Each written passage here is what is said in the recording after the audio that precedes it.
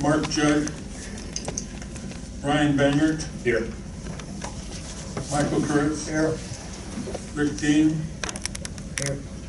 Julia Turner, Here. Greg Zimmerman, Here. Jim Finnegan, Here. Chris Carlton, Here. Mary Beth Taylor. Here. We have a quorum. Staff has been affirmed in the earlier meetings, so we don't have to do that. I think we're gonna have council tell us where we are. Just get everybody up to speed again, like we've been doing, and we'll proceed. Good evening, ladies and gentlemen. We have reached the rebuttal portion of the evidence and testimony. When we left off, before we had to reconvene, I believe the applicant was providing some rebuttal testimony, but was not yet finished. Is that correct? Correct. Okay. If you want to come on up and you can finish your rebuttal testimony.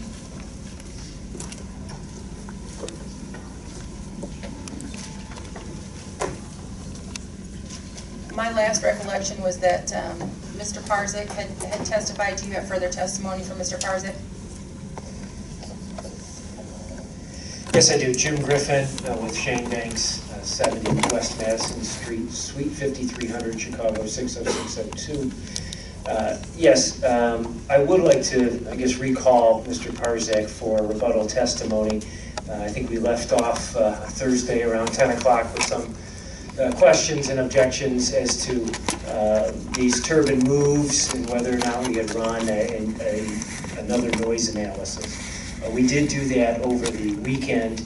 I submitted it to Mr. Lugahans and Mr. Dick over the weekend. And so we do want to introduce that into the record, and then I'm going to have Mr. Parzik provide some brief testimony. Obviously, he'll be subject to questions. And then we have Mr. Hankard here also for some brief testimony as to the revised noise report. And that, at the present time, that's all we plan to do for rebuttal. And I believe our next exhibit number is 19, if you could confirm that, Mr. Dick. This is going to be applicant's exhibit number 19, and it is a January 27th, 2018 revised noise analysis. Yes, that's right.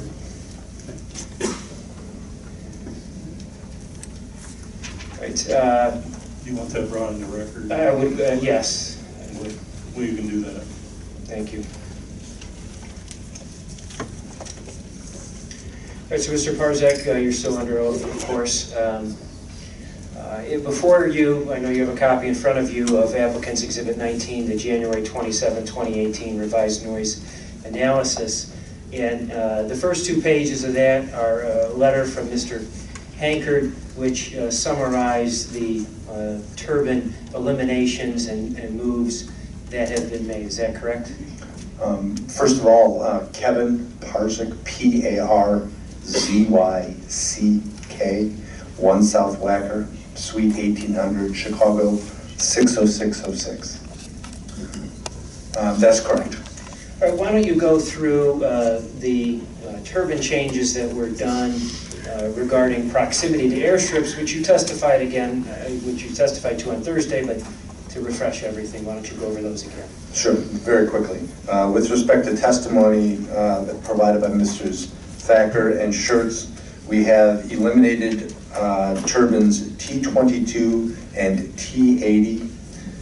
We have shifted turbine T23 approximately 850 feet to the east, turbine T74 approximately 300 feet to the west, and converted it to a 2.3 megawatt unit. And just for reference, that's a unit with a 116 meter rotor versus others that have a 127 meter rotor. And we've shifted turbine T78 approximately 1,100 feet to the northwest. And those shifts are shown at the back. There are photos or plans that show those moves. And those moves and eliminations were done pursuant to communications that Invenergy had with Mr. Schertz and Mr. Thacker, correct? That's correct. We had phone conversations and communicated drawings back and forth with both gentlemen. Yeah, Mr. Parzak, on Thursday you testified that none of these turbine moves for the airstrips were closer to a residence. Do you remember testifying to that? I did. Do you want to clarify that testimony? I would like to clarify that, please. The question was asked as to whether this move, these turbines moved, were any closer to non-participating residences. I want to clarify that in that when you look at each turbine, and we looked at the closest non-participating resident, when we moved the turbine, we went no closer to that non-participating resident. And in fact, with these moves, if you will, that original non-participating resident was the closest. If that makes any sense, I hope that's not too convoluted, but bottom line is if you're going to move a turbine, you're always going to, at some point, move closer to a non-participant, but it's not going to be impactful. Right, and Mr. Parzak, the revised noise report also references some other turbine changes, location changes that were not discussed on Thursday. Why don't you discuss those? Sure.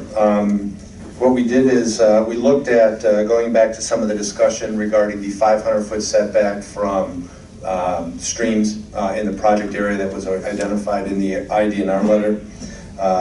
Where we were able to, we shifted turbine T1 approximately 100 feet to the southwest, turbine T35 approximately 25 feet to the southwest, and T65 approximately 2,000 feet to the east-northeast. And what this does is it takes it outside of that 500-foot barrier from the perennial streams. And T65 was the turbine that Mr. Young testified concerning, is that right? That's correct. And is there still one turbine in the layout that's within 500 feet of a perennial stream? Yes, at this point with our layout, turbine T91 continues to be 300 feet from Perennial Creek. Because of setbacks around that turbine, we were not able to move it. That's all the questions I have for Mr. Parzak. Thank you. Questions from the board? On those first moves, I was a little fuzzy on what did you move closer to a resident, or did you remain the same distance? So when we actually in the figures here, it identifies the distance that it had originally been to the nearest non-participating receptor or home. And then what the adjusted location distance was from that closest non-participant. And those all, we were no closer to that closest non-participant. I will say, however, that turbine T1, if you look at that figure, and this has to do with those where we moved to be 500 feet from the perennial streams. Turbine T1 did in fact go from, if you look on the figure, the original location was 2,210 feet from a non-participating home. It is now 2,173 feet from a non-participating home. The turbine was moved, as I said, approximately 100 feet, so it was incrementally closer to a non-participating home. That was the only one of all these moves. And you can see when you look at the figures, the dark blue houses that are on there are non-participating, and the light blue on there are participating. Okay, thank you.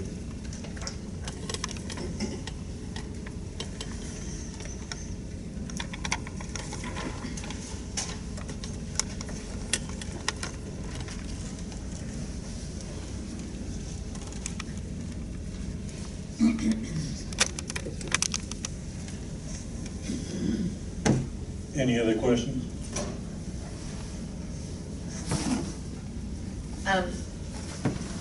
How many turbines do you have total at this point?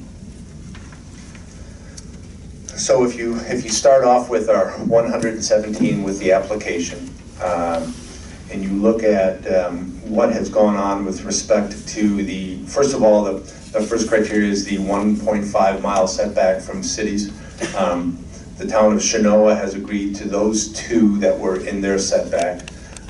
There was a city council meeting last week in Lexington where we had requested to have 18 turbines within that area, and they approved 9 of those. So the total number at this point from that, and then Gridley, that is still being discussed with the city. So if you were to look at that, so you take 117 less 9, so that puts us at 108. And then we say here that we have removed turbine T22 and T80, that puts us at 106. Oh, I'm sorry, Chenoa had 4 turbines that they had approved within the 1.5 mile setback. Apologize.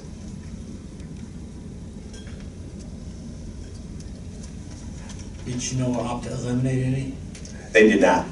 Thank you. So if I can clarify that, the turbines that have not been approved or were not approved as part of that motion that was approved by Lexington, we've not withdrawn those from our application. The Lexington motion that was approved had some contingencies in there, so that hasn't been completed. So we haven't withdrawn any of the turbines, and we'd be, asking you to deliberate on all those, obviously knowing that turbines that aren't approved by Lexington would not meet your zoning ordinance. Now, is the ultimate goal 100 turbines, or is it going to be slightly more should you get approval of those? It would, at this point, what we're looking at is 100 or 101 turbines thereabouts. The next step will be to get confirmation of FAA compliance. Soil borings are probably the 2 big, lifts to determine exactly which turbines we could build. But it's right. Our interconnection is for 250 megawatts. We're going to be at 100 or 101.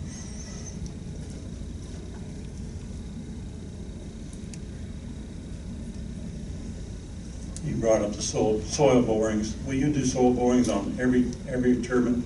That's correct, yes. We will go to every turbine location, do a boring, just to validate that the soil is satisfactory. So if you found one that was in a sandy area or something below it that you couldn't see from above, you would move and try and move? Well, we'd look to try to move it if possible, or if we have a delta in terms of, beyond that 101, we may just eliminate it and use another one. So that you sort of look at all of that. Sometimes what you'll do is you do soil borings. You'll see maybe an organic seam down there that would require a lot of remediation.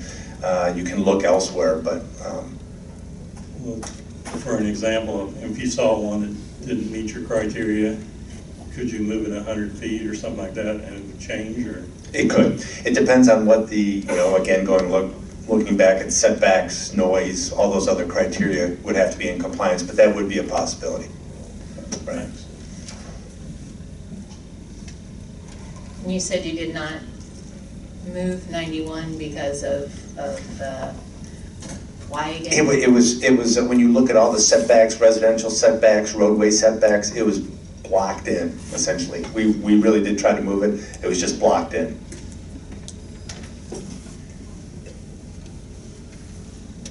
And I don't know if I clarified, but that turbine is at this point 300 feet from the creek.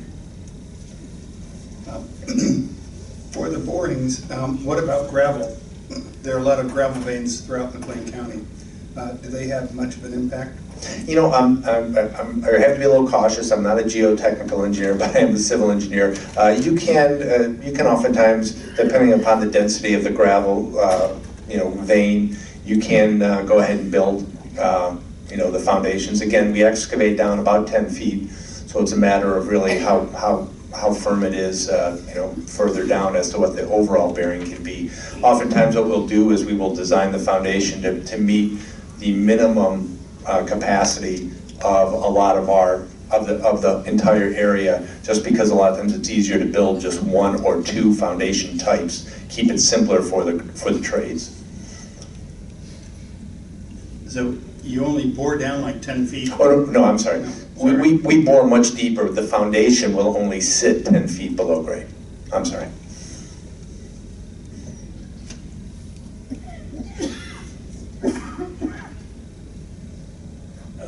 questions from staff? Yes, with respect to turbine number 74, moving it 300 feet to the west to get out of the direct path of the Schertz airstrip, is Mr. Schertz okay with that? He is.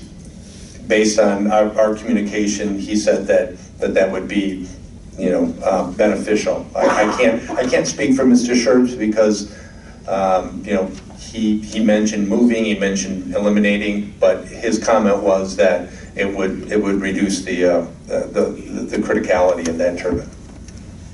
And by converting it to a 2.3 megawatt turbine, what effect does that have on his landing strip? It lowers the tip height, so it's, instead of a 127 meter rotor, it's 116 meters. So it's a lower tip height, which lowers his, his glide path. I mean, he's got more space in his glide path between the tip and his glide path, and it's further over to the side. And it is your testimony that if a 91 has to be 500, turbine number 91 has to be 500 feet from the center of the stream, that you would have to cut that turbine? That's correct.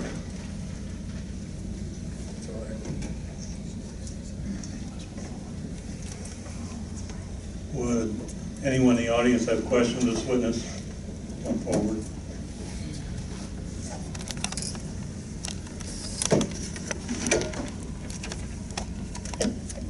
Phil Lutgens, 105 East Irving Park Road. Your name.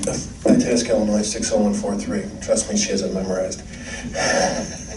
But Luetkehans. Just so I'm clear, Mr. Parzik, so you made the decision to not eliminate turbine 91, but is that correct?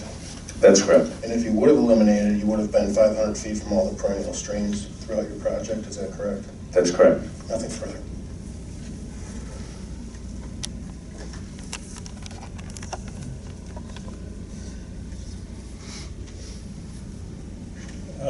Would anyone else have questions?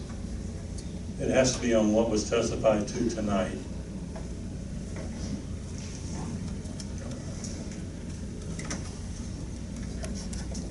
State your name and address. My name is Deanne Moran, M-O-R-A-N. Address is 503 North Orange Street in Lexington. Could you spell your last name? Moran, M-O-R-A-N. I just have a question. Our city council voted that they would allow 9 wind turbines within the setback.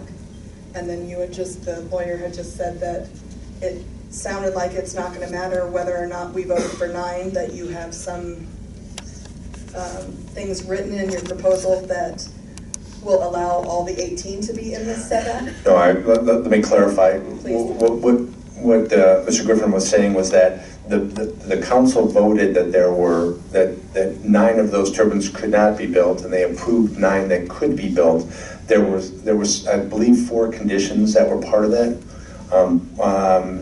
and so what we've done, we have not, because there were conditions that we still have to fulfill with Lexington, we have not removed them from the project at this point.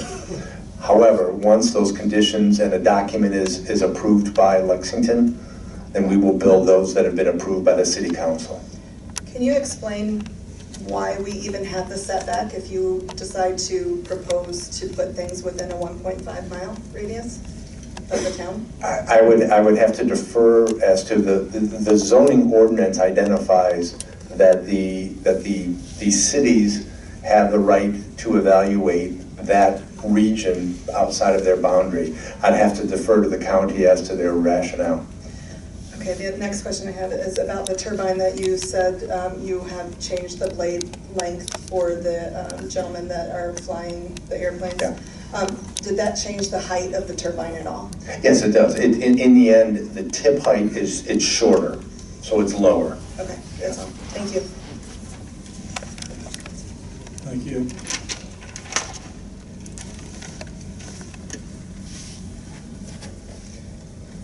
Tim Jolly, 26759 East 2700 North Road, Chenal.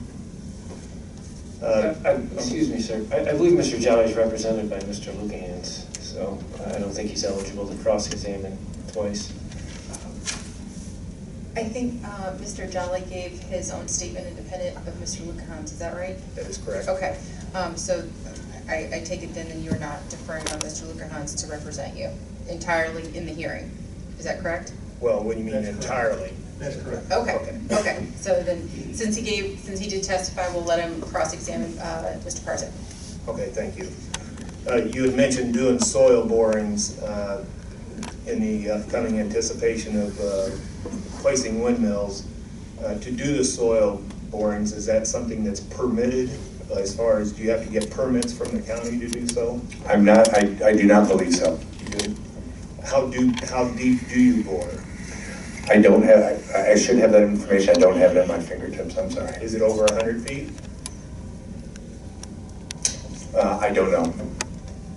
Is it over 50 feet? I'm sorry, I've said it, I don't know the number, so I don't. Okay. Say you're boring, and you really don't know how deep you're boring, but... I don't know, but our team would know. Well, that's what I'm saying. It's kind of pertinent to see. My question would be that, say you strike a water source, aquifer. There's been mention of gravel beds, which carry water for the people, the residents that are in the area. What do you do in the case of striking something like a water source for the area residents? Following the soil boring, the hole is repacked and sealed, so there would not be, it would not impact the water source. Okay, just one more time. You don't know how deep at all, even a proximity of how deep you bore? I think you've asked me 3 times Well, I'm just already. asking. You don't know? Thank you. I don't. Any other questions?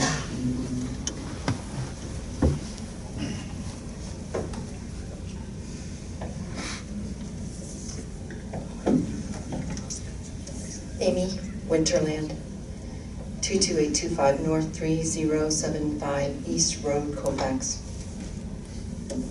Mr. Parzak, were you aware that turbine number 91 per your application on page 65 is on the 100-year floodplain?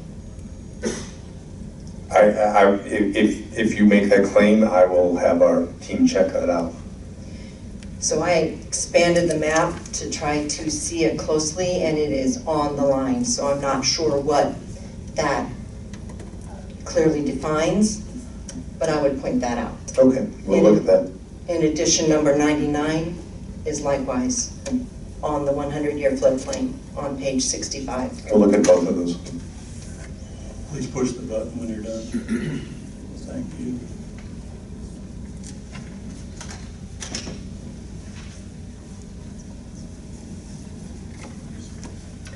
Lori Sleeter, Sleeter. My address is 23903 North 2900 East Road in Lexington.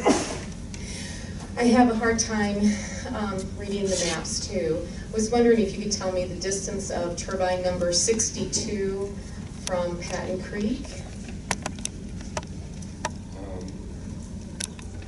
I did not testify as to a move turbine 62.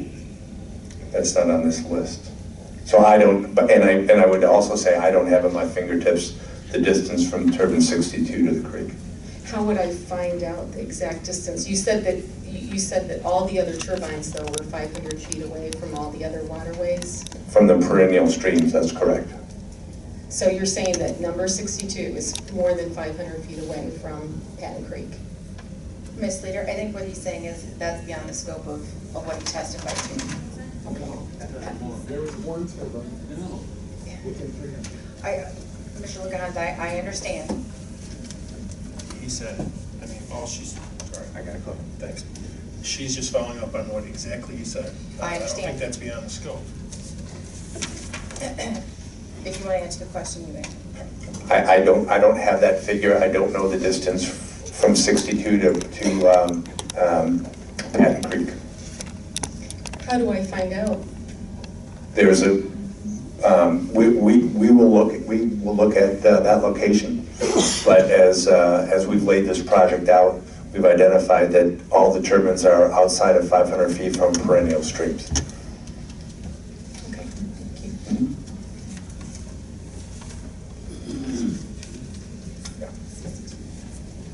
Any other questions?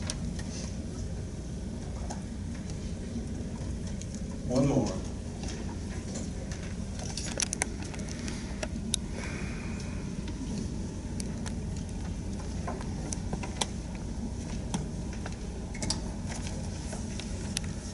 Name and address.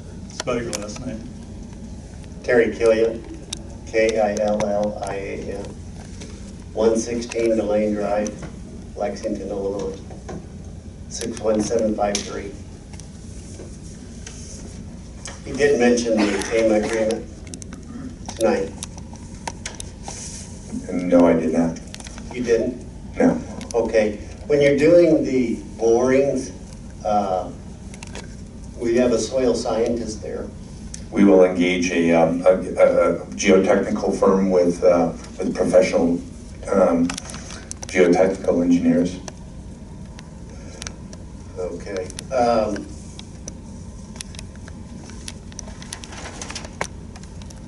And there'll be a soil scientist? I'm not sure what you did. I can't say whether a person with the title of soil scientist is even a professional name, but we will engage a licensed geotechnical engineer, professional engineer. Okay. I didn't know if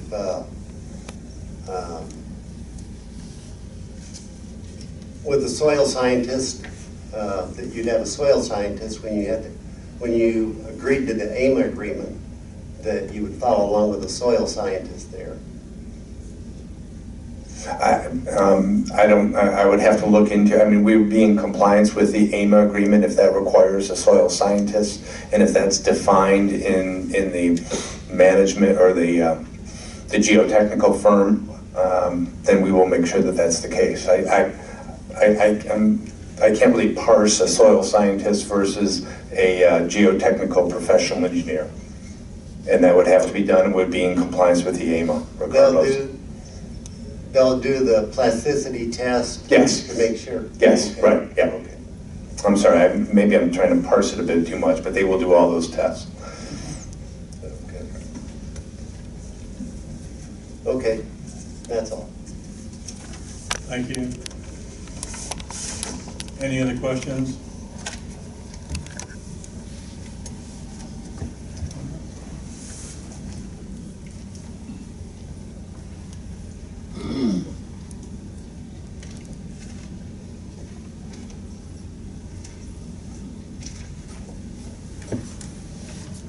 Push the little button. State your name and address, please. Les Stevens, 602 North Street, Chinook, Illinois, Stevens. You had mentioned two towers that were being moved, is that correct? Actually, one for Mr. Schertz's? I think this evening I mentioned actually 6 towers that were moving, but you want to be maybe a little more specific as to... What was the criteria used for moving Mr. Schertz's tower or lowering it? In discussions with him, we looked at the, we listened to his concerns regarding his glide path for his airport. We looked at the ability of where we could move them, and the in his comments back were that he'd like to have it, if possible, shorter. And so we looked at the availability of the different products we have, our 116 turbine and the 127 turbine. And we found that moving and putting that other turbine was most effective to address his concerns. Okay, thank you. In reference to Mr. Thacker's turbine that's going to be on his property, what was the criteria for moving that? Was it at his request, or was it from a different agency request to have that tower moved? Well, Mr. Thacker testified that he wanted to make sure that he had a half-mile clear on either side of his airstrip. I believe he had testimony from another aviation agency as well, or a group that backed him up on that. So we looked at the turbines that were adjacent to his runway.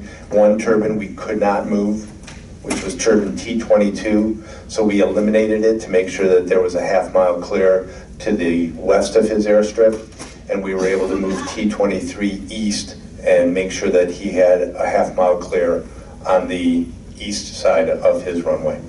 So this moving of those towers or eliminating those towers, would it make it easier? Because in the past, Mr. Thacker has had several aircraft crashes on that runway going to the south. So the movement of those, that would be either prevent or eliminate further possible aircraft crashes? I can't speak to, crashes and risks or any of those things associated with his airport, but in conversation with him and follow-up to his testimony, he requested that those turbines, that he had that free area on either side of his airstrip, and that's what we look to accommodate. Did he indicate that he had been advised by FAA to have those turbines moved? I don't believe he testified to that, but, and I don't believe that came up in any of our conversations, but, you'd have to ask him. Thank you. Thank you. Any other questions?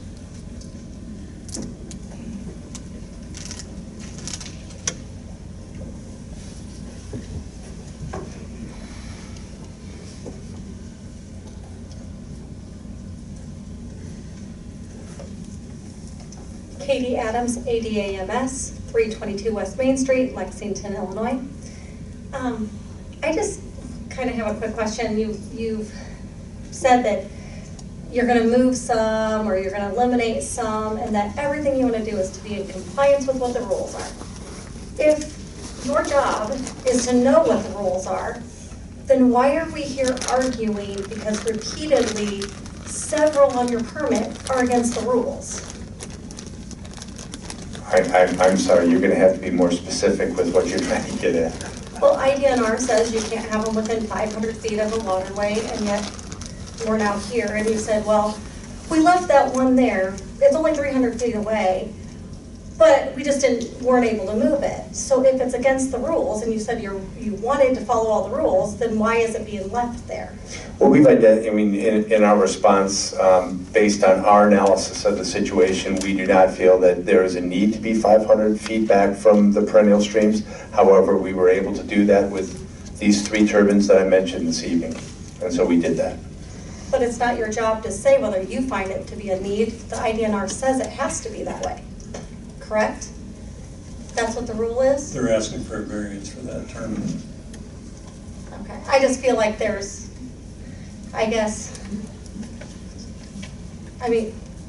sorry, this is not what, I used to own a construction company, and when we filed permits, we tried to make sure we followed the rules first. We didn't ask for forgiveness. So I really honestly have no idea how this is done, and so that's why I'm asking, why we're having to go point out the things that are wrong. In the zoning ordinance, it points out that the IDNR letter that it's based on, that we are to be in compliance. I can't remember the exact term, but there is a caveat to compliance. We presented that in our letter, and then we're moving forward that way. But there is a caveat in the ordinance with respect to the IDNR recommendations. Okay, thank you. Thank you.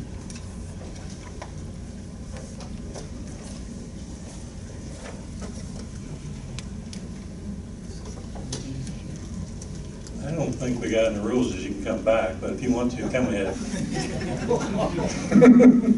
You can handle them, can't you? Yeah. Amy Winterland.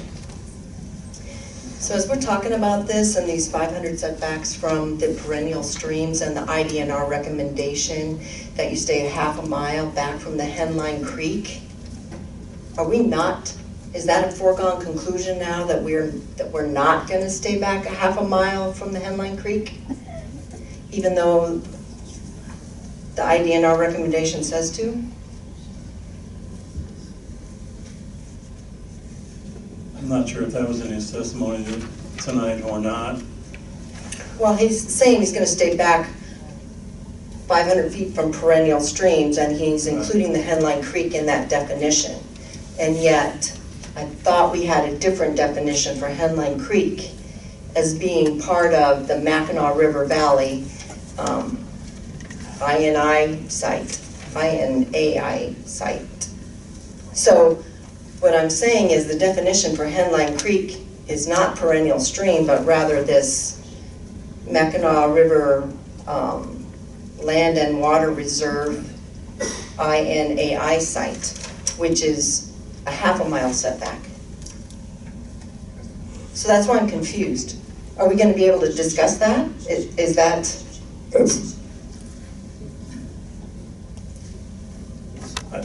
I'm not going to be, I can't be questioned. I mean, you get asked your questions from Mr. Parzak, and I don't think he testified to that tonight.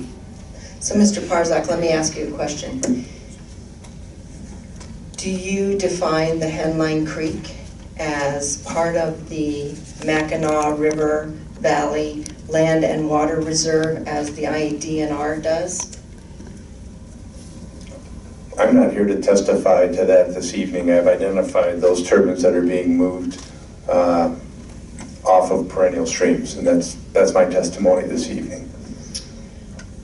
But there are a number of turbines that are on the Henline Creek that are even less than, or I don't want to ask that question. So the IDNR is defining Henline Creek not as a perennial stream, that is part of the Mackinac River Water Reserve. So are you not complying with that? That half mile setback? You're intentionally not.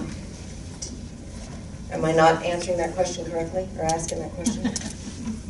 The confusing part is you're stating what IDNR's definition is and interpretation. I think that's the confusing part. I would answer that with, we testified earlier in these hearings with regard to the IDNR letter, our response to that IDNR letter. There was a greater definition as to half-mile setbacks, etc. I'm not here this evening to discuss that whole IDNR interpretation. I'm not prepared for that this evening, and that's not what our rebuttal testimony is. Are you aware that if you had half-mile setbacks on the Henline Creek, you would be eliminating many more turbines than what you are testifying to right now? I know that there are turbines that, if there were greater setbacks off Henline Creek, yes, there would be turbines eliminated. Do you know what that number might be? I don't have it at my fingertips. I think we're going down a line we're not going to go down. I think we're done.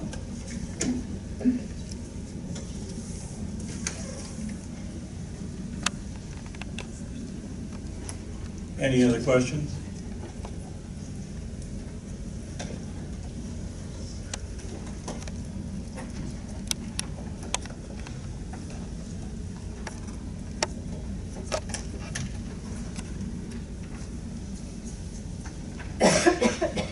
Do you have any other evidence or witnesses you're going to bring up?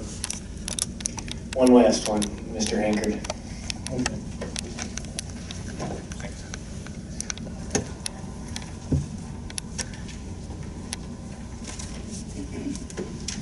Mr. Hankard, why don't you state your name and address for the record?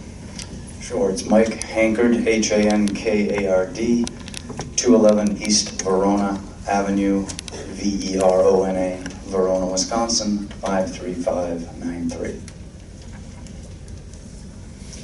Mr. Hankard, you prepared the report that's been marked applicant exhibit number 19, the January 27, 2018 revised noise analysis. Is that correct?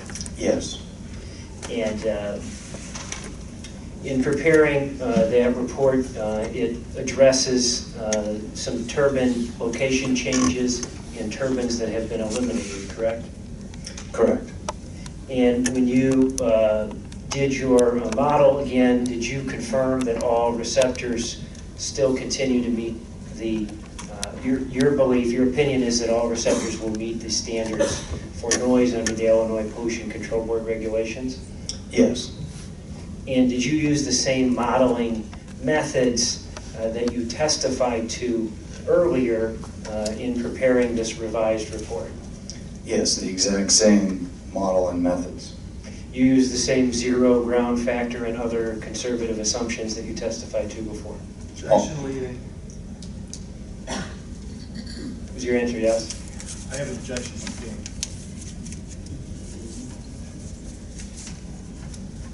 What are you objecting to? Meeting the witness, I mean, what's,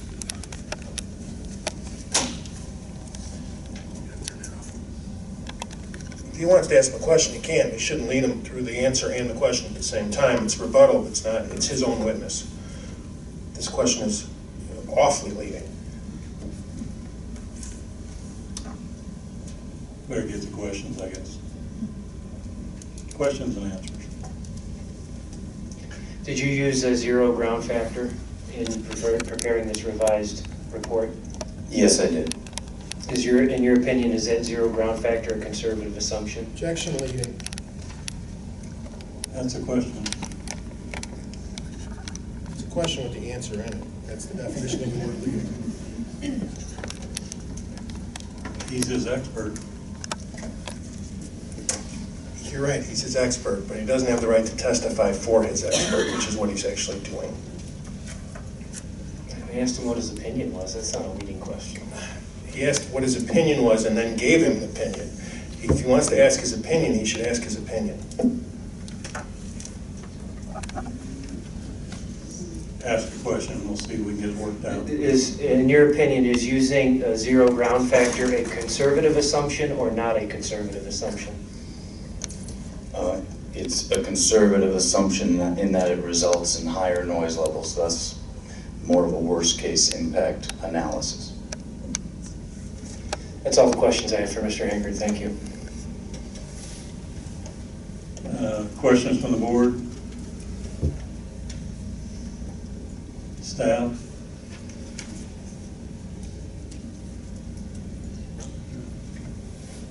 Phil Lucchese. Mr. Hankard, your report does something other than just remodel the ones that, based on the movement of turbines, doesn't it? It also adds 2 new turbines that you missed. Yeah, let him answer the question. It's one question. Not turbines, you said? I mean receptors you missed. Correct. Okay. Let's talk about those receptors you missed for a minute, if we could.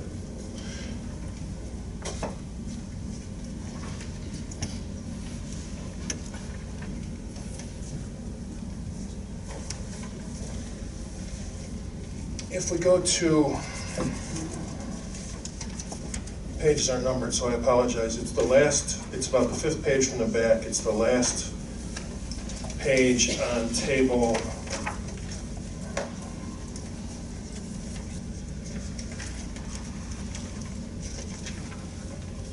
Actually, the table's not, oh, it's appendix C, sorry. I think I have it. Okay. The 2 turbines at the bottom, A1001 and A1002, those are the 2 receptors at the bottom. Those are the receptors you did not have in your prior report, correct? Correct. And those were only pointed out to you by Mr. Slagle's testimony, correct? Yes. Okay. Let's go down to the measurements of those turbines. A1001, we have a 1,000 hertz level of 37.6. Again, that's after you took off the dBs, the 2 dBs. That's after we made all of the adjustments. And one of those was taking off 2 dBs for everything in the 1,000 hertz level, correct? Yes. Okay. And then you did the same thing for A1002, correct? Yes. Okay.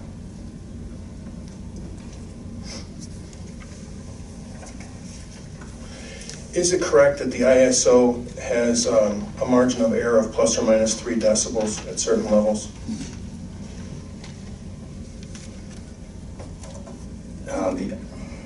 I'm going to object. This is beyond the scope of his rebuttal testimony. His rebuttal testimony is A1001 and A1002, and I'm asking questions specifically about those 2 measurements. Can you answer the question? I can, yeah. The ISO 9613-2 methodology does have a margin of error or an uncertainty associated with it. There's a number of parameters that go into that. And that uncertainty is plus or minus 3 decibels, correct? It can be less than that, it can be more than that, but that is kind of considered by some to be a typical uncertainty with the method. And there's also an uncertainty in the method where the noise emitter is above 30 meters, correct? height of the source, when it gets above 30 meters, the margin of error increases. That's correct. Okay, and the height of the source in this level, this is approximately 140, 150, well, actually 160 meters, correct? Well, we assume the center of the source to be the height of the source, so a hub height of 90 meters, but yes, Okay. it's more than 30. Okay.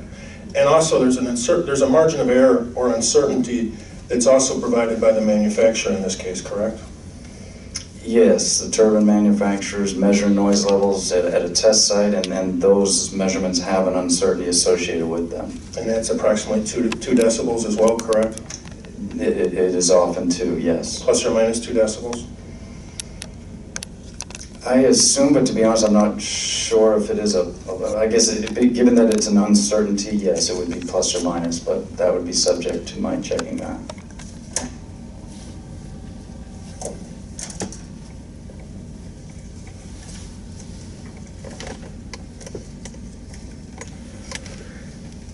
Do you recall being asked this question and giving this answer then?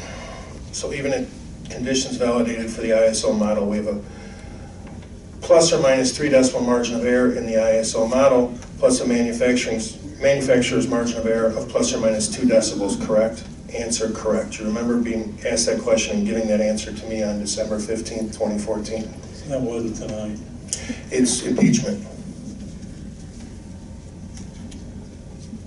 We're here to talk about what was testified to tonight. Correct.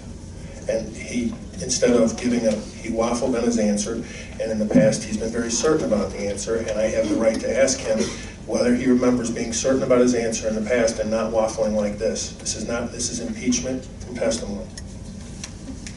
And in fact, Mr. Griffin hasn't even objected. Because he knows I'm trying to limit my objections. He knows I'm doing it right. I don't think it will be impeachment because of the way he answered the question. So he didn't answer the question in a inconsistent manner. It's a one answer. Does he remember being asked that question and giving that answer? That's all it is. I think we're going to move on. Nothing further.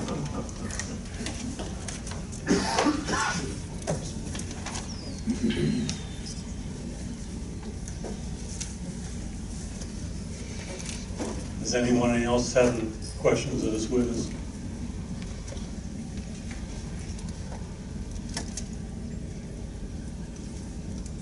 Seeing none, do you have anybody else?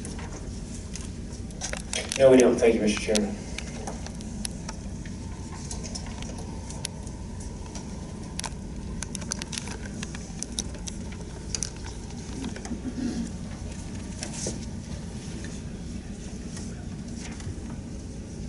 Would you have some rebuttal that you want to bring forward? No, sir. Okay. I got to ask where we're going again.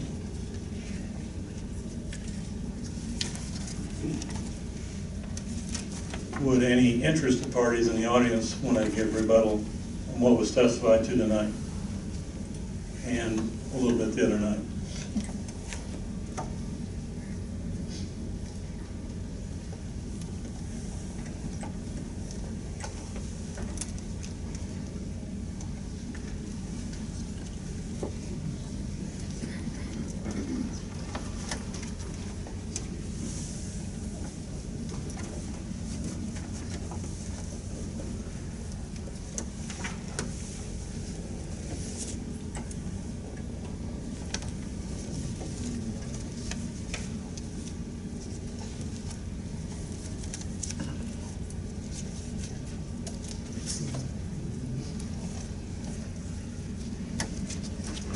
We're at the point where we're going to be closing statements. So we're going to open up to the audience. I think Phil's going to call the names, or somebody's going to call them. It's not going to be me. And go ahead. Come on, Ed. You got a question?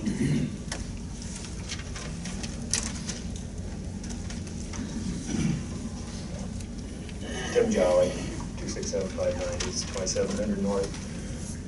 I would like to ask that as far as the audience or I've talked with other individuals as well that have testified before. I believe that it would be important that Mr. Lukians gets to present his case because he would probably have the most weight of the evidence and things that would be pertinent in this case. And I believe we don't want to double testify and take up more of the board's time than necessary.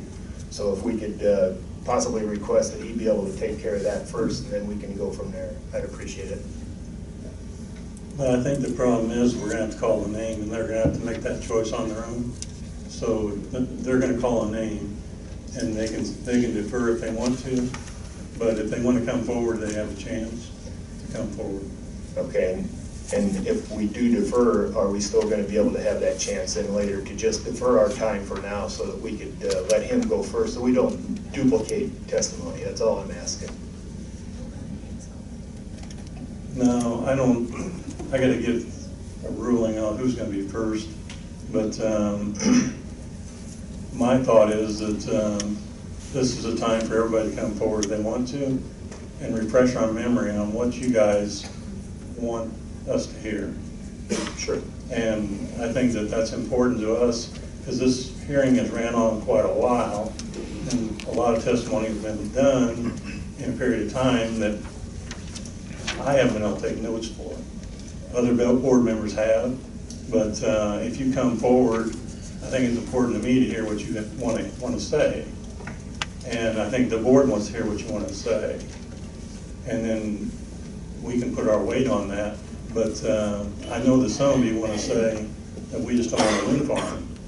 Now that might be what you want, but is there a second choice? Possibly. And I think that's important to let us know what you really want, and supporters and objectors. So that's why it's more important to me to hear from the person. But I'm not going to tell you that they have to come up. Well, I understand what you're saying, and I support what you're saying. I'm just saying that Mr. Lukians can put his testimony out first, and if other people, I do want to say something, and I know that other people do as well. It's just a matter of him having the weight of the evidence and the things that are probably the most pertinent, that may be the things that would your decision be based on. And so our opinion is our opinion, but the facts and the evidence is what would probably weigh the most, which would probably be beneficial to possibly get that out first. And then everybody is still, I believe, should have the opportunity to, if they want to stay just one thing, or if they have the closing statements, I just believe that it would be appropriate to do it that way so that he could. I myself, if I get my name called, I would rather him go first. Well, my counsel's been whispering in my ear. She doesn't realize how deaf I am. But we're going to call the names, and we're going to let them have the choice. So that's the way we're going to do it. Choice of either being able to say something or nothing at all? Is that the That's right. choice? Really? You can come up and do a closing statement, or you can defer your time, whatever you want to do. It's their choice. Defer our time as in being able to speak possibly? We're not going to shut anybody off. We're going to give you a certain amount of time. That's fine. I don't want to argue. We got all night. That's fine. And if we don't get done tonight, we got tomorrow night. Mr. Finnegan, I think defer time, I think does that mean you can come and talk later? No, I think you want to be really clear. But if you say, I don't want to give a closing statement, and using the term defer in common language means you get to do it later. This means no, you don't get to do it later. Well, when he said defer, that's what I took that as being, so I guess that's a misunderstanding of everybody. That's why I got somebody back to me. So it's I don't have that when we call your luxury, name, when we call your name, what I meant to say was either come forward or else say, I'm represented by counsel and he's going to speak for me. Otherwise, I can't wait till later. When your name is called, you got to make that choice. Push the button, please. Yes, sir, I will. Thank you.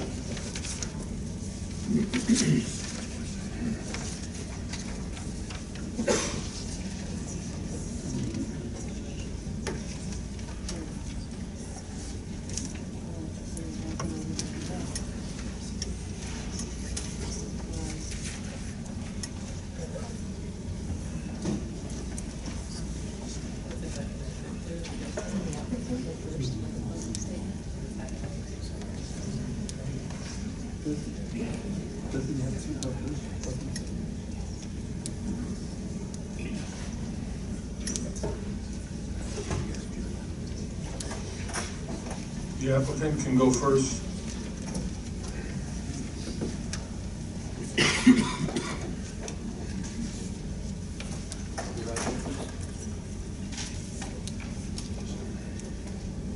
This will be a 5-minute closing. 5 minutes? For all.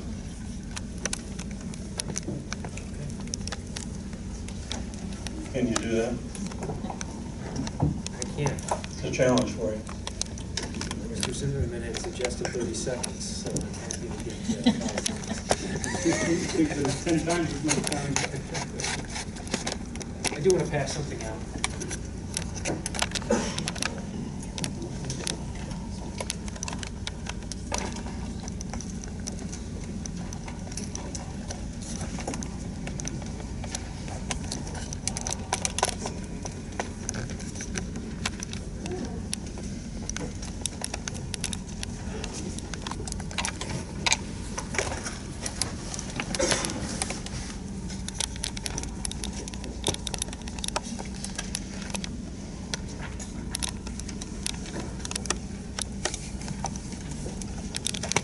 Is this an exhibit or part of the closing? Well, it's not evidence, but if you want to mark it as an exhibit, just so it's in the record and documented, you can call it applicant's number 20.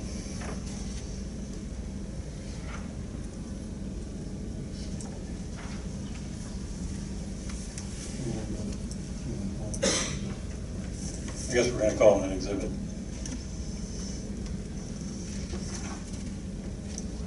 That's fine, I just want to make sure it's not intended to be evidence. It's just, as you'll see, I'll go through it in my remarks here. All right, Jim Griffin, Shane Banks, 70 West Madison, Suite 5300, Chicago, Illinois, 60602. All right, with only 5 minutes, I will dive right in. The applicant believes respectfully that the application that was submitted, the substantial application and the testimony that has been presented to this board demonstrates compliance with the 7 special use standards under the McLean County zoning ordinance. And I'm going to go through those very briefly. Standard A is whether the proposed special use will not be detrimental to or endanger the health, safety, morals, comfort, or welfare of the general public. We believe that standard has been met. The project will utilize wind turbines that meet all of the design and safety requirements of the zoning ordinance. The project will comply with all setback requirements from residential areas, residences, and property lines. Compliance with these setbacks ensures the project improvements are located at safe and appropriate distances from other uses and roads.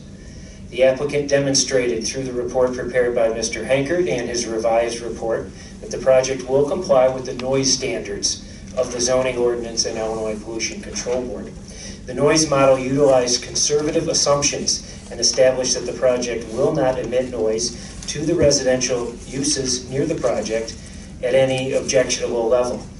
The IPCB regulations do not have any provisions as to modeling.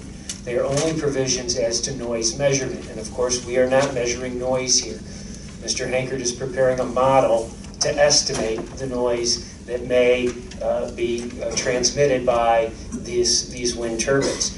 And Mr. Hankert did his model pursuant to international standards and by utilizing his professional judgment based upon 27 years of experience, including extensive experience with modeling for wind farm noise and measuring wind farm noise.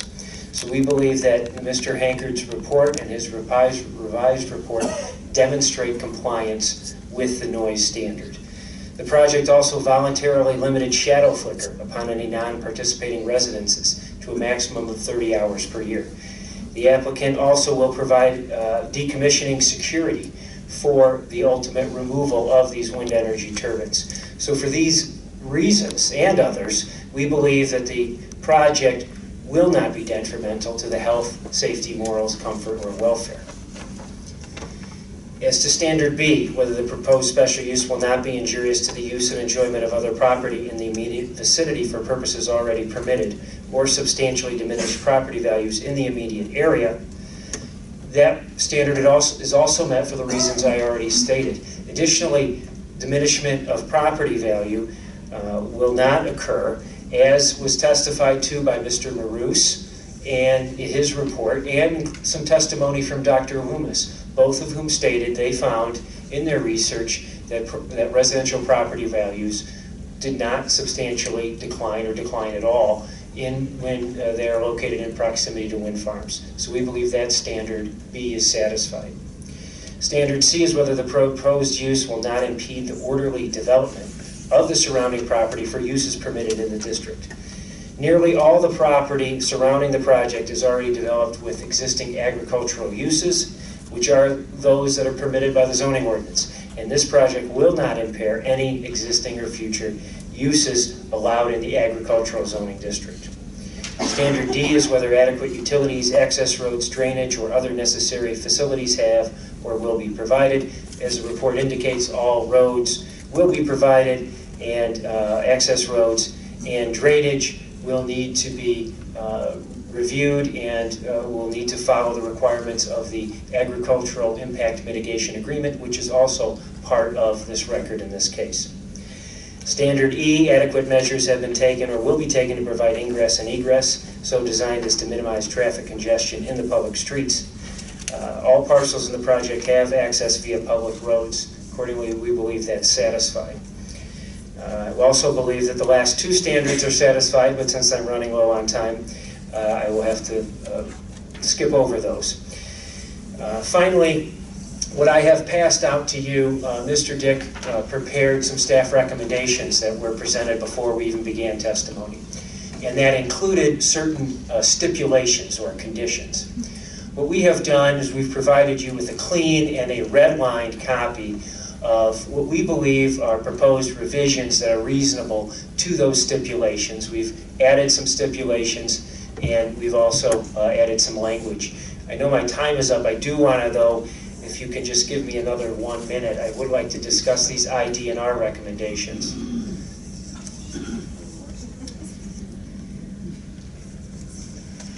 This has to do with stipulation number 6, IDNR recommendations. And IDNR had 7 stipulations in number 6. Number 1, we've agreed to. Number 2, as you know, we've requested 1 year of minimum bird and bat monitoring rather than 3, based upon the low risk that was testified to for fatalities. And of course, if the initial study indicates problems, we can do that for more than 1 year, but we request 1 year. Number 3, recommendation by IDNR, and number 4, we've agreed to. Number 5 is the 500 feet setback from perennial streams, which was discussed tonight. As indicated, we don't believe that there is a need for that, but we have moved all but 1 turbine out of that. Finally, number 6 we've agreed to. Number 7, we are agreeing to that. Previously we said we would not do number 7, or would prefer not to. We still don't believe it's necessary, but we're happy to do it if it will help IDNR understand where the Franklin ground squirrel lives. So finally, I do want to thank you before you cut me off. I want to thank the zoning board. I want to thank Mr. Mitchell. I want to thank Mr. Dick. I want to thank Ms. Wally for all your time and effort here. It's been a pleasure to appear before this board, and thank you very much. We look forward to and ask for your positive recommendation on this project. Thank you. Thank you.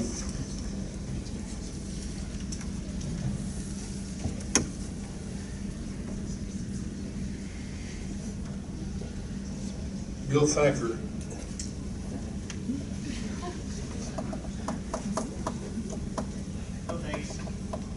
John Capasso. Angelo Caparella.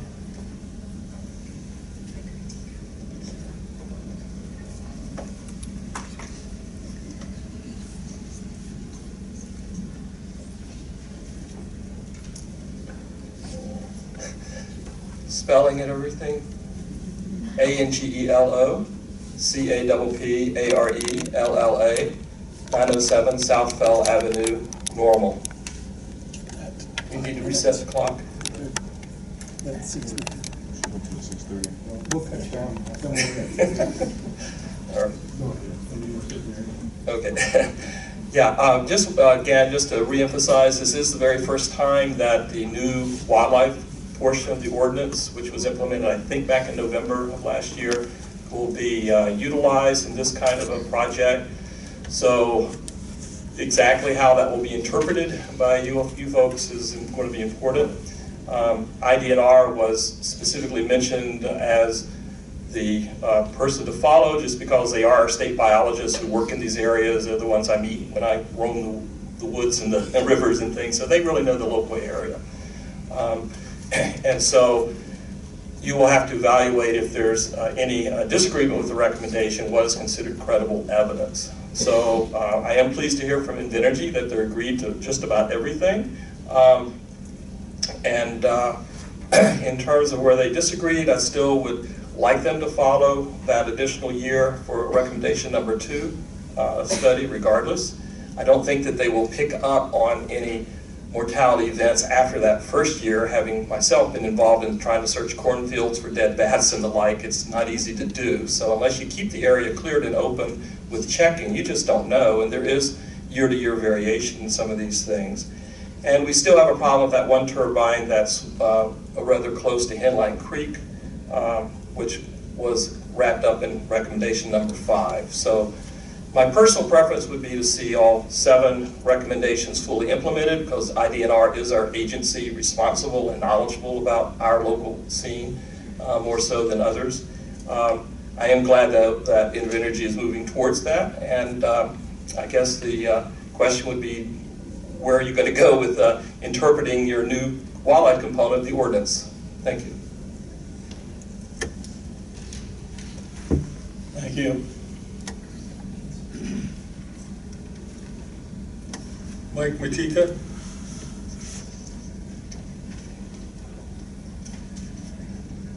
Ron Moorhead? No.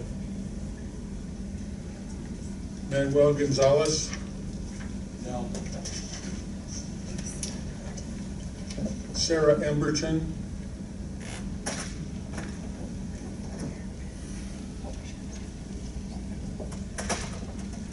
Excuse me for one moment, I'm begrudgingly deferring, but I still respectfully ask for the opportunity to speak to anything that is not spoken to by our lawyer. You're going to have to come forward.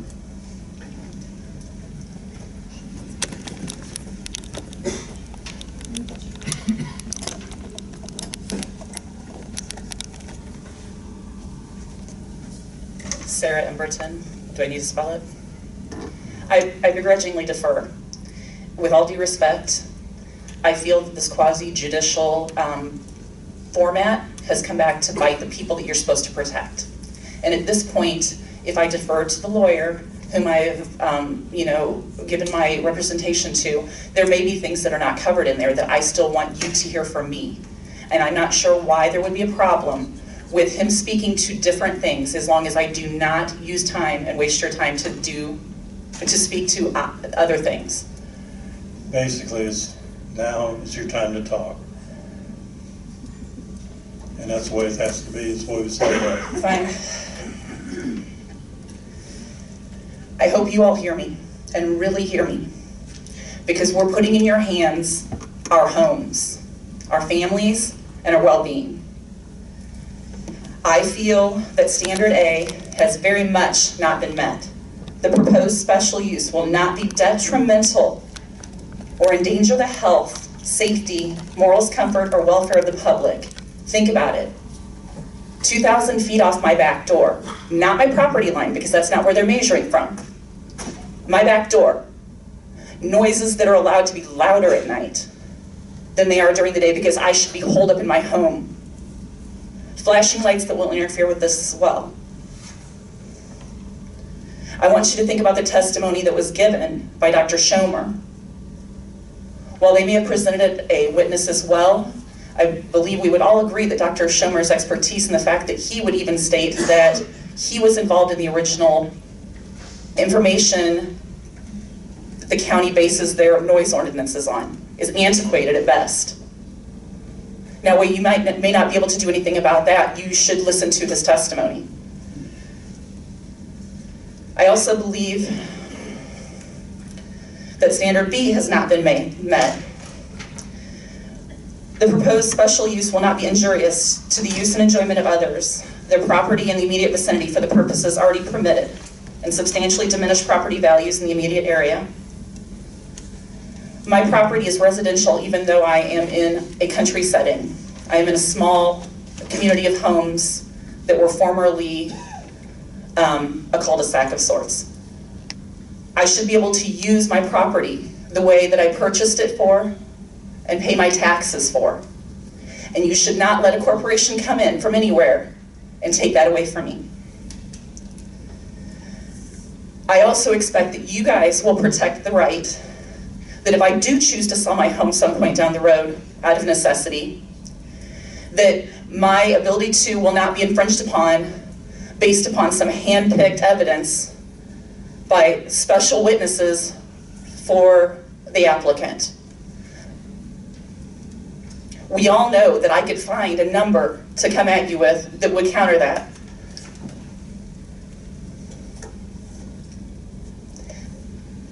In closing, I ask that you take everything else out of the equation except for protecting the people within these zoning limits.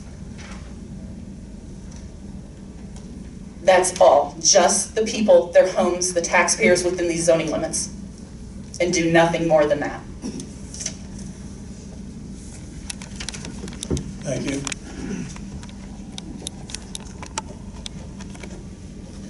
Eric Penn.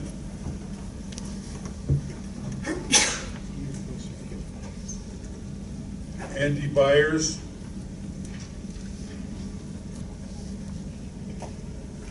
Amy Winterland.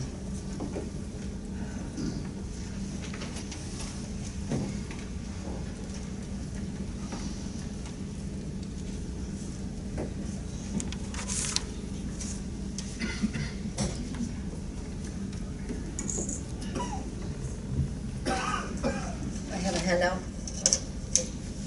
with my recommendations in writing. Can I hand those out?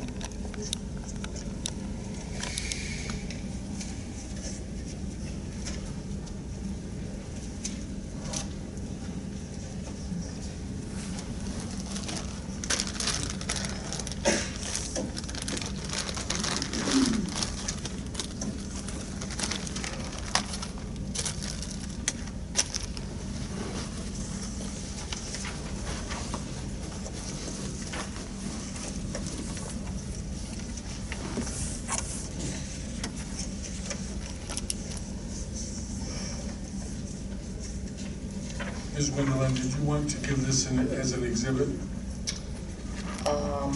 It's not new evidence, so I guess yes, it should be, I don't know what the legal rules are. It's. We can put it as an exhibit. Okay. And would you want to be calling it an objector's exhibit? You can still call it neutral, although I'm going to talk about that a little bit in my speech. Call it neutral? Because I was neutral to begin with, so my initial testimony is under the neutral exhibit. I think maybe 3, maybe 2. Phil, there were not enough handouts. Oh, I have one extra. I made 10. Are there not 10? You guys, anyone? I have one extra. We'll call this neutral exhibit 8. Maybe I ought to give your name again, yeah. You think? Amy Winterland. I appreciate the opportunity to give closing comments. This has been a long process. The board has been very patient and has tolerated those of us who have stumbled while trying to make a difference. I found myself being a lot more neutral earlier in this process than I am currently. And I want to apologize to the board, to the people who've testified, if I asked inappropriate questions. This is not my forte. We are all new to this that have spoken, and I will try to keep my emotions in check, although that's becoming more difficult. First, I truly thought Invenergy and the zoning board would care about some of the things that I brought up in testimony and in questioning. Things like the fact that certain turbines were located precariously close to floodplains. See page 2, number 91 and 99. And that Invenergy did not do a 10-mile eagle nest survey in 2017. See page 3 and 4 for the U.S. Fish and Wildlife Service's recommendations. And that Dr. Hankert's noise study was done without the benefit of specific noise emissions specifications for the 500-foot low noise trailing edge blades. See page number 5, where they had to estimate that noise reduction. But when I heard last week that the board would listen to anything we, the citizens, have to say, but that more credibility was given to the experts, I was seriously taken aback. What that means to me is that Invenergy, with their lawyers and their experts, have much more weight than me, a simple resident, a concerned citizen, who thought I had a voice and who thought I could make a difference.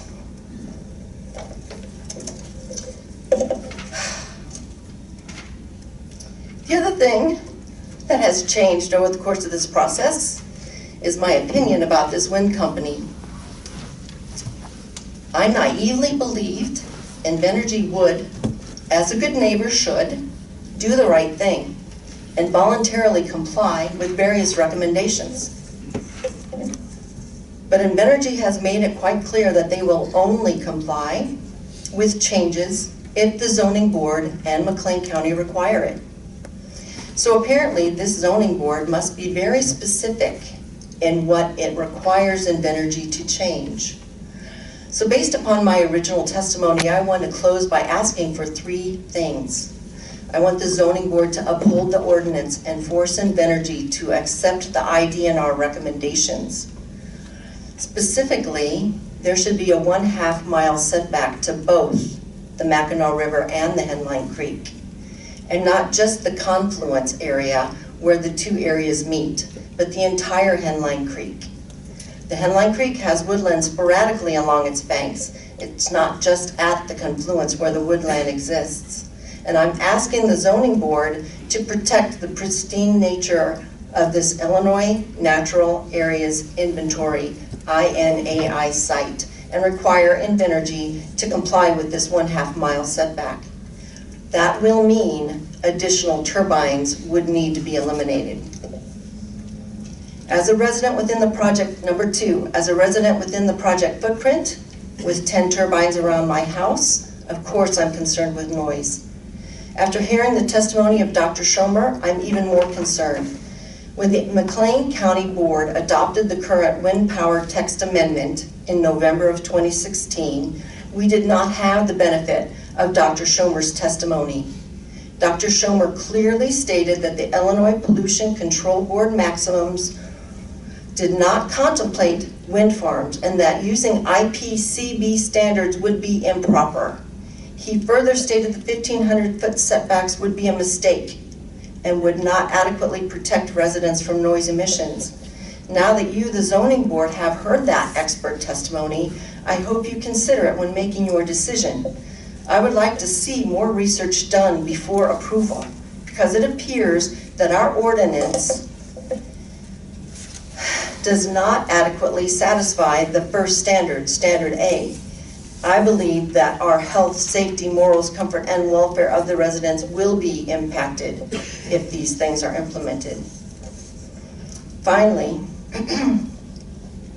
if the zoning board has no desire to look further into noise and/or potential health issues, then at a minimum, I would like the zoning board to include a stipulation in the special use application that requires Invenergy to use the low noise trailing edge blades on all turbines, including the 29 that are currently slated to use standard blades. And more specifically, around the Winterland residence, that would be turbines number 76, 54, 94, 95, 97, and 98. I thank you for your consideration. Amen.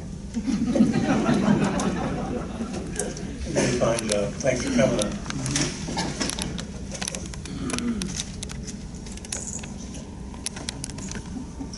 Julie Cotter.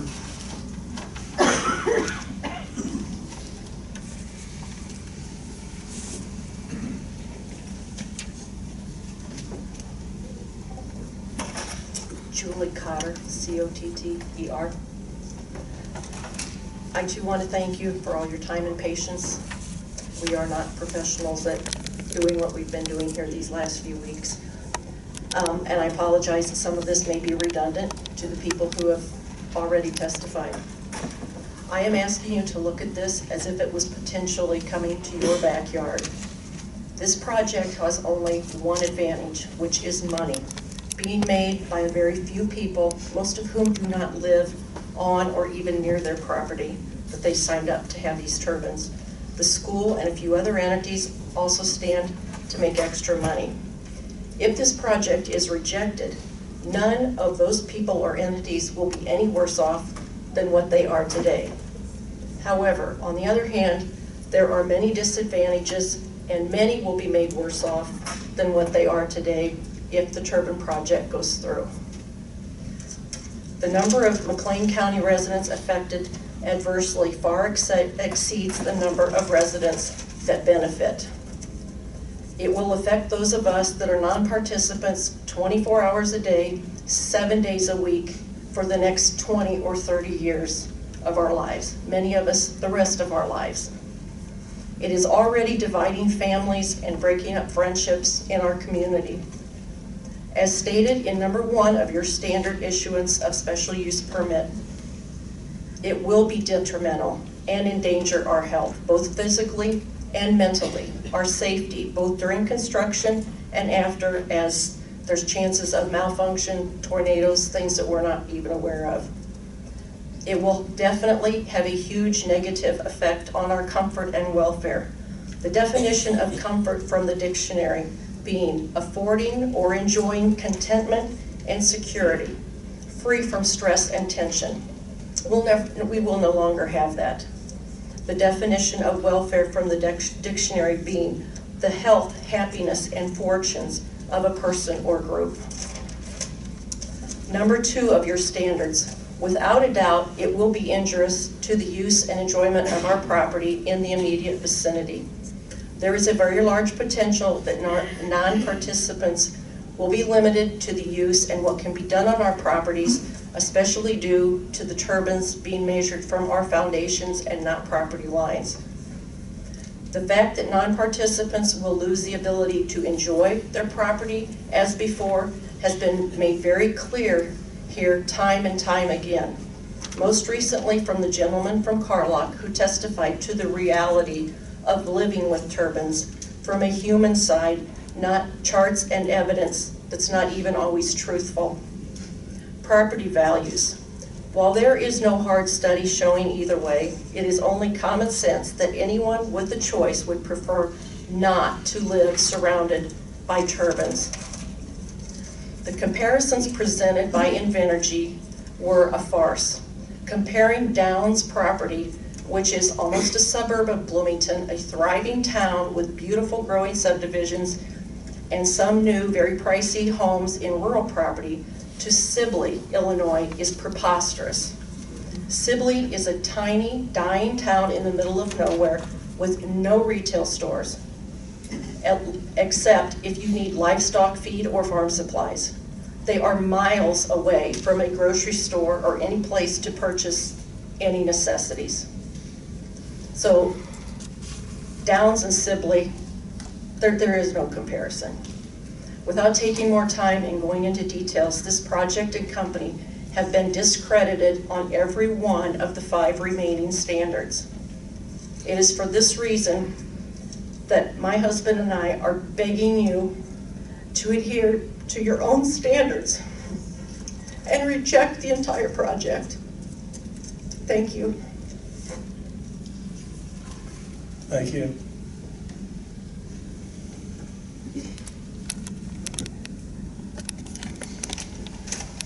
Board Metz.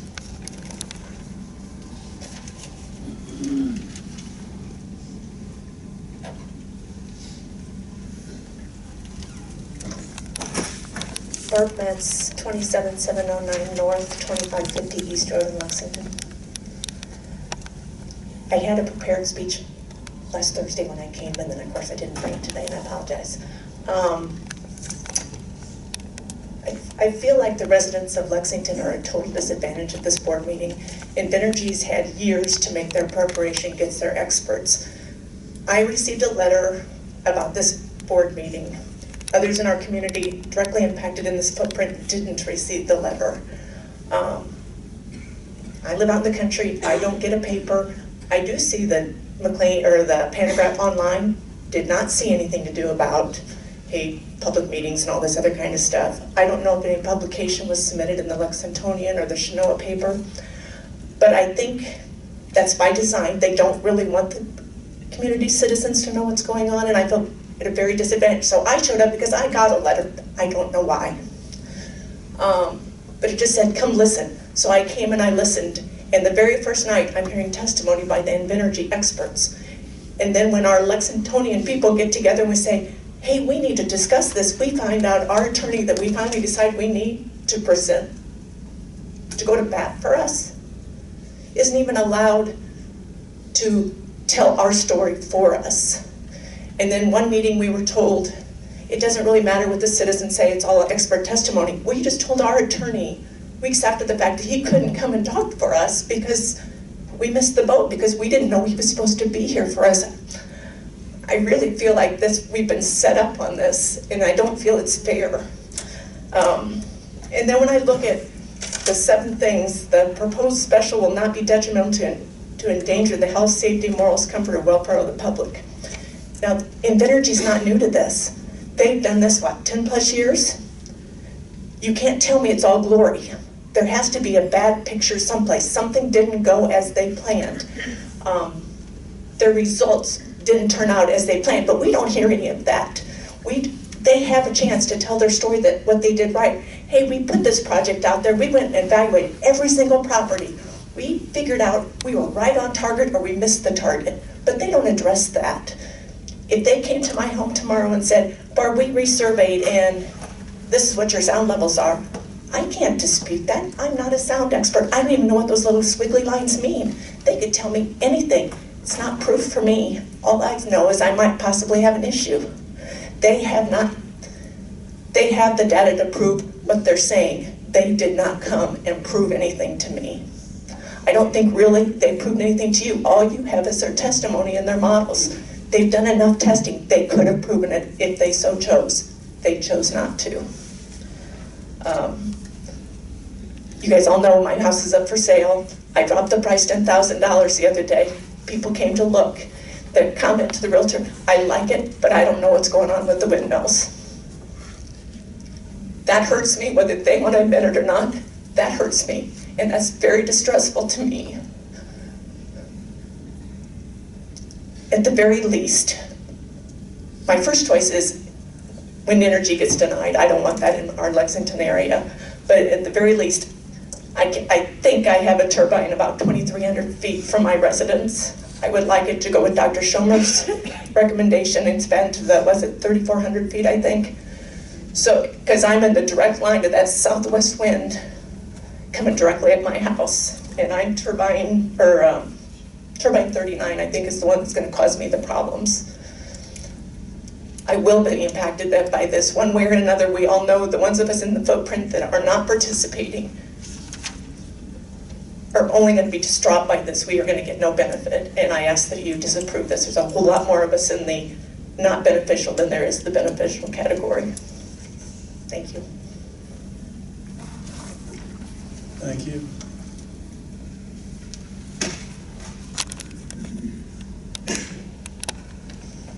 Jim Pitzer.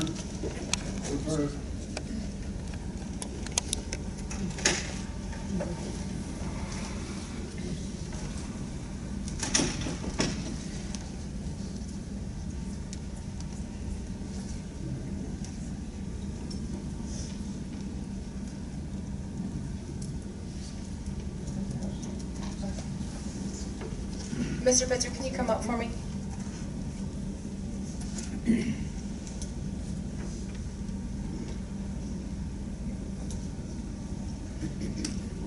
Or just have a seat. Can you turn the microphone on? I missed what you said. I said I defer. You mean you want Mr. Lukenhans to speak on your behalf? I'm not represented by him, I just defer. I have nothing to say. Defer means to speak later. You don't have the option to speak later. It's fine. Would you like to speak now? No. Okay, so you're choosing not to? Yeah. Okay, I just want to make sure I understood. Okay.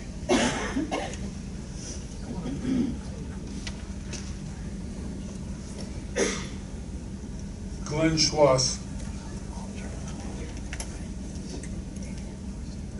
David Hill. Ronnie Paul. Dan Whalen. Scott Schertz. Tim Jolly. Wait, Tim, Scott Schertz is coming.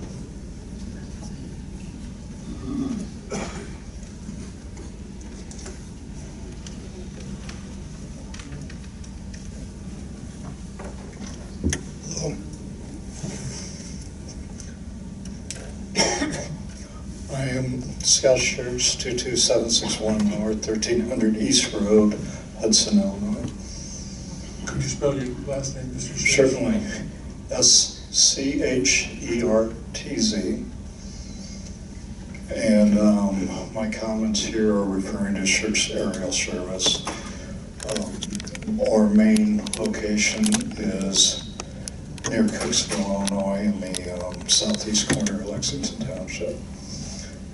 And just for the record, I do want to clearly state the statement that I have on the modifications. These placement and height modifications may mitigate some risk from the wind turbines for operations at my company's main airstrip. I want to be clear that is all that I have agreed to or that I think is appropriate to represent.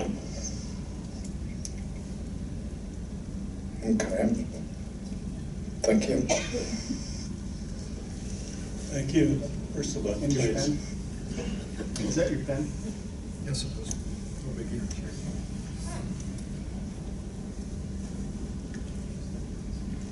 Tim Jolly.